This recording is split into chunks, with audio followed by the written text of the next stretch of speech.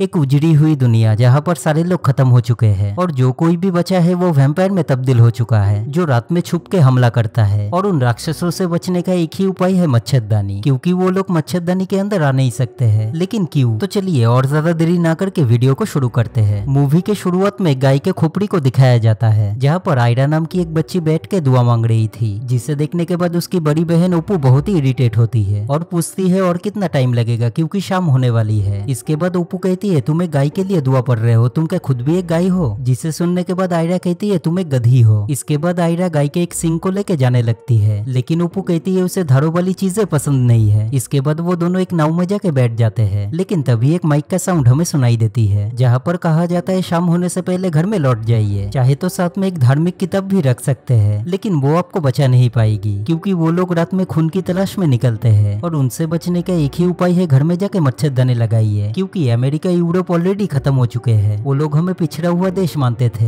लेकिन आज हम मच्छरदानी के वजह से ही जिंदा है, इसीलिए घर जाके मच्छरदानी लगाइए और सुबह तक उसी के अंदर रहिए। इसके बाद हम रास्ते में बहुत सारे लोगों को देख पाते हैं जो रात होने से पहले मच्छरदानी लगा रहे थे। इसके बाद वो दोनों घर में पहुंच जाते हैं, जिसके बाद ओपू मच्छरदानी को बांधने लगती है, लेकिन तभी अचानक एक रस्सी टूट जाती है, जिसके बाद ओपू गाय के सिंग को लेके बाहर चली जाती है और उसे कूड़ेदान में फेंक देती है। घर के अंदर आने के बाद फिर से वो रस्सी को बांधने लगती है, लेकिन तभी अचानक उसकी उंगली कट जाती है और उसकी एक बूंद खून जमीन पे जाके गिरती है। लेकिन तभी अचानक हम घर के बाहर किसी के प्रेजेंस को महसूस कर पाते हैं। इसके बाद आयरा कहती है क्या तुम मेरे सर को थोड़ा सहला दोगी तो मुझे नींद आ जाएगी, लेकिन ओपू उसके हाथ में एक स्लीपिंग पिल देती है और कहती है इससे भी नींद आती है। इसके बाद आयरा स्लीपिंग पिल को बिस्तर के नीचे रख देती है और पानी के साथ उसको पीने का बहाना करती है। इसके बाद ओपू पूछती है वैम्पायर मच्छरदानी के अंदर क्यों नहीं आ सकते? तब ओपू कहती है अरे पागल, मच्छर और वैम्पायर दोनों ही खून पीते हैं और मच्छरदानी को बनाया गया है मच्छरों से प्रोटेक्शन देने के लिए, और इसीलिए वैम्पायर भी मच्छरदानी के अंदर आ नहीं सकते हैं, क्योंकि वो भी मच्छरों की तरह इंसानों का खून पीते हैं। इसके बाद रात में आयरा को उसी गाय के खोपड़ी का सपना आता है और इसीलिए उसकी नींद भी टूट जाती है। इसके बाद आयरा देखती है मच्छरदानी के अंदर एक सुराख था और इसीलिए आयरा अपने उंगली को उसके अंदर डालने लगती है, लेकिन तभी अचानक हम किसी के प्रेजेंस को महसूस कर पाते हैं और कुछ देर बाद एक काली नाखून वाली उंगली उसी सुराख से निकलती है। जिसके बाद आयरा उस उंगली के साथ खेलने लगती है। एक ही साथ वो अपने बहन को भी जगाने की कोशिश करती है, लेकिन ओपू तो गहरी नींद में थी। इसके बाद आयरा जब दूसरी तरफ मुड़ती है, एक काले रंग के सर को देख पाती है, जो कि एक वैम्पायर था, जो ओपू के खून को सूंघकर वहां पर आ गया था, जिसे देखने के बाद आयरा बहुत ही डर जाती है। लेकिन तभी अचानक उसे ओपू की एक बात याद आती है कि मच्छरदानी का कोई भी सिरा खुला नहीं होना चाहिए। इसीलिए आयरा मच्छरदानी के चारों सिरों को चेक करने लगती है और देखती है एक सिरा खुला हुआ है, इसीलिए वो अपना हाथ निकाल के उसे ठीक करने लगती है। लेकिन तभी अचानक वैम्पायर उसके हाथ को पकड़ लेता है और आयरा को खींच के अपने साथ ले जाता है। आयरा के चिल्लाने की आवाज सुनकर ओपू भी उठ जाती है। इसके बाद ओपू आयरा को चारों तरफ खोजने लगती है, लेकिन जल्द ही उसे सब कुछ समझ में आ जाता है कि घर के अंदर किसी वैम्पायर का आगमन हुआ है। इसके बाद ओपू मच्छरदानी को अपने शरीर के चारों तरफ ओढ़ लेती है और बाहर जाके देखती है बहुत सारे कांच के टुकड़े बिखरे हुए थे, लेकिन ओपू अपने दर्द की परवाह न करके सामने की तरफ जाती है, क्योंकि उसकी लाडली बहन एक वैम्पायर के कब्जे में थी। कांच के ऊपर चलने के कारण उसकी उंगली कट जाती है और उसके खून को सूंघने के बाद वैम्पायर बाहर आने लगता है, जिसे देखने के बाद ओपू कहती है तुझे अगर खून की जरूरत है तो मेरे पीरियड्स के समय आना, जिसे सुनने के बाद वैम्पायर उसके ऊपर हमला करने आता है। दूसरी तरफ ओपू भी फाइट के लिए तैयार थी। इसके बाद वैम्पायर ओपू के ऊपर हमला कर देता है। इसके कुछ देर बाद हम आयरा को एक जगह पर बैठे हुए देख पाते हैं। वही दूसरी तरफ वैम्पायर ओपू के सर को दीवारों पर पटक रहा था, जिसे देखने के बाद आयरा उसी गाय के सिंग को वैम्पायर के ऊपर मारती है, जिसके बाद वैम्पायर आयरा की तरफ दौड़ता है और आयरा जाके एक अलमारी के अंदर छुप जाती है। जिसके बाद आयरा कहती है ये मेरी जगह है, तुम इसके अंदर आ नहीं सकते हो, लेकिन वैम्पायर बार बार अलमारी के ऊपर हमला करता है और एक टाइम पे चला जाता है। लेकिन कुछ ही देर बाद अंधेरे को चीर के हम ओपू की आवाज सुन पाते हैं, तुम कुछ देर के लिए अंदर ही रहो, बाहर मत निकलना। अलमारी के सामने ओपू खड़ी हुई थी और उसके हाथ में थी वो गाय की सिंग, जिसपे खून लगा हुआ था। ओपू कहती है कुछ ही देर में सुबह होने वाली है, लेकिन आयरा का तो दम घुट रहा था, इसीलिए आयरा कुछ ही देर के लिए दरवाजे को खोलने के लिए कहती है। इसके बाद आयरा कहती है अगर माँ जिंदा होती तो मेरे सर को सहला देती, जिसे सुनने के बाद ओपू कहती है आज से मैं रोज सोने से पहले तुम्हारे सर को सहला दूंगी, बस तुम अंदर ही रहना। इसके बाद ओपू जब जाने लगती है तब एक कील में अटक के उसकी मच्छरदानी निकल जाती है, जिसके बाद आयरा कहती है तुम क्या गाय हो? लेकिन ओपू कहती है नहीं, मैं गधी हूँ। तभी हम वैम्पायर के काले हाथ को उसके कंधे के ऊपर देख पाते हैं और सीन यहीं पर कट हो जाता है। मूवी के एंडिंग में हम आयरा को देख पाते हैं, जो शाम होने से पहले घर में लौट आती है और खाना खाने के बाद मच्छरदानी को तैयार कर लेती है। एक टाइम पर जो आयरा किसी की भी बात नहीं सुनती थी, अब वो खुद ही सब कुछ करती है। इसके बाद हम बिस्तर के नीचे से से एक काले नाखूनों वाले हाथ को निकलते हुए देख पाते हैं, जो आयरा के सर को सहला देती है। लेकिन आयरा एकदम ही डरती नहीं है और हमें समझ में आ जाता है कि ये हाथ उसके बहन का ही है, जो अपने दिए हुए प्रॉमिस को निभा रही है। और ये शॉर्ट फिल्म यही पर ही खत्म हो जाती है। तो दोस्तों, अगर आपको मेरे वीडियो पसंद आया है तो मेरे चैनल को लाइक, शेयर और सब्सक्राइब कर दीजिए, क्योंकि चैनल को ग्रो करने के लिए आपका सपोर्ट बहुत ही जरूरी है। तो चलिए मिलते हैं दूसरे किसी वीडियो में। Take care.